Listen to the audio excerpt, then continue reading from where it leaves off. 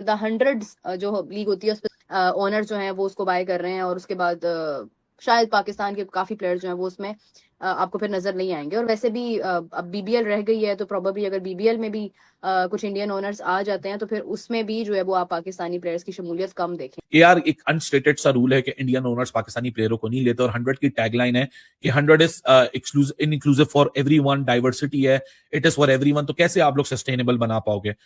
The 100 UK की जो league है उसमें 45 पाकिस्तानियों ने 45 पाकिस्तानी क्रिकेटर्स ने अपना नाम रजिस्टर किया था, लेकिन इस साल 45 के 45 पाकिस्तानी क्रिकेटर्स को रिजेक्ट कर दिया गया। कोई पाकिस्तानी क्रिकेटर द 100 में नहीं खेलेगा। अब मुझे पता है इसमें इंडिया का नाम आ गया। काफी मशहूर T20 लीग, उसके दरवाजे पाकिस्तानी प्लेयर्स के ऊपर आहिस्ता आहिस्ता बंद होना शुरू हो गए हैं। IPL, SA20, उसके बाद ये तीसरी मेजर लीग है जिसके दरवाजे जो हैं वो पाकिस्तानी प्लेयर्स के लिए बंद होना शुरू हो गए हैं। वो 4 फ्रेंचाइजेज जिनके पार्शियल ओनर्स इंडियंस हैं वो कोई इंटरेस्ट नहीं ले रहे ऑक्शन में किसी पाकिस्तानी प्लेयर्स को लेने की।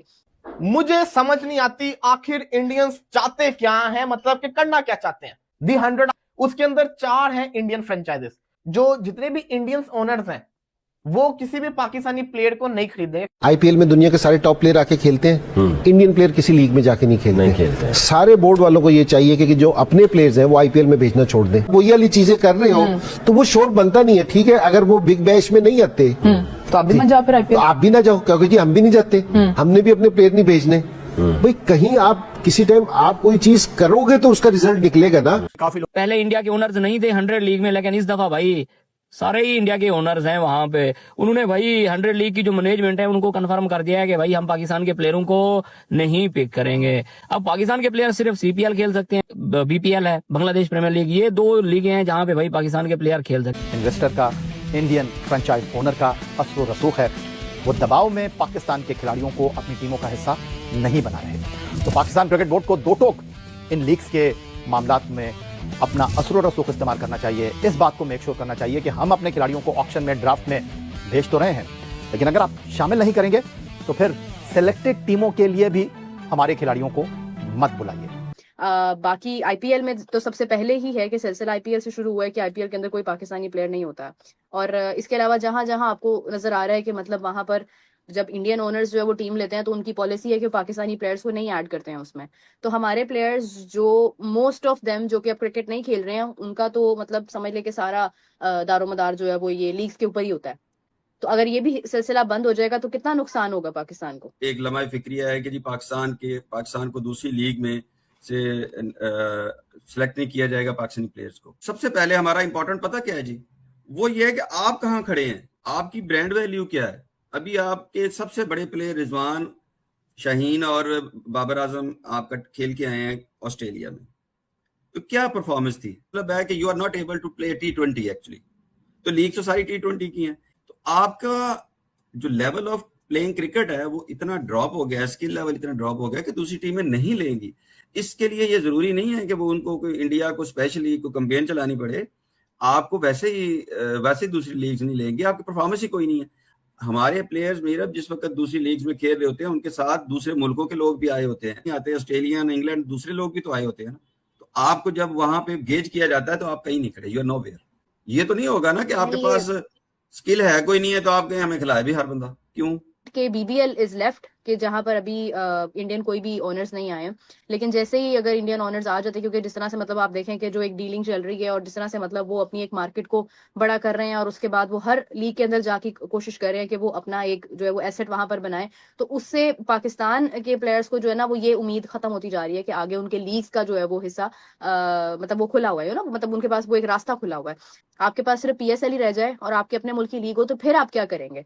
तो आई थिंक कि जो लोग ये सोचकर परफॉर्मेंस नहीं देते हैं उनको थोड़ा सीरियस होना चाहिए अब, क्योंकि इंडियन मार्केट हर जगह आ रही है और आपके जो रास्ते हैं वो समवेयर बंद हो रहे हैं। टेलीग्राफ की रिपोर्ट है, Pakistani cricketers will not be signed by the 4 Indian on 100 franchises in the next month auction. ये क्या है? ऐसे तो पाकिस्तानी क्रिकेट खत्म हो जाएगी, प्लेयर्स को पैसा ही नहीं मिलेगा। मेजर क्रिकेट लीग जो USA की है उसके अंदर इंडियंस, CPL के अंदर इंडियंस, साउथ अफ्रीका के अंदर इंडियंस, IL T20 के अंदर इंडियंस, इसके अलावा न्यूजीलैंड की लीग शुरू होने जा रही है उसमें भी इंडियंस आएंगे। बिग बैश अपनी 2 फ्रेंचाइजेस जो है वो इंडियन ओनर्स को देने जा रहा है, वहां भी जिसको कहते हैं Indians.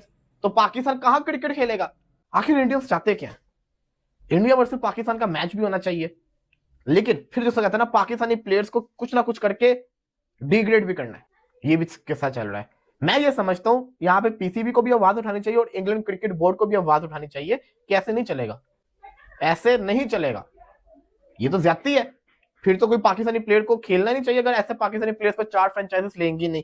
Manchester super giants, MI London, southern brave और सनराइजर्स लीड्स, ये 4 फ्रेंचाइजीज हैं। इनके ओनर वही, नाम से ही आपको पता चल गया कि आईपीएल की जो मेजर फ्रेंचाइजीज हैं ये उनकी सिस्टर फ्रेंचाइजीज के तौर पर सामने आ गई हैं।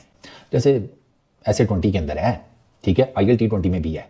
आईएल T20 में भी पाकिस्तानी प्लेयर्स को नहीं लिया जाता ना, उसमें भी सिर्फ वो जो डेजर्ट वाइपर्स है, क्योंकि उसके ओनर्स इंडियंस नहीं है, अमेरिकन कंपनियां, तो वो ले लेते हैं बीच बीच में पाकिस्तानी प्लेयर्स को, बाकी कोई नहीं लेता।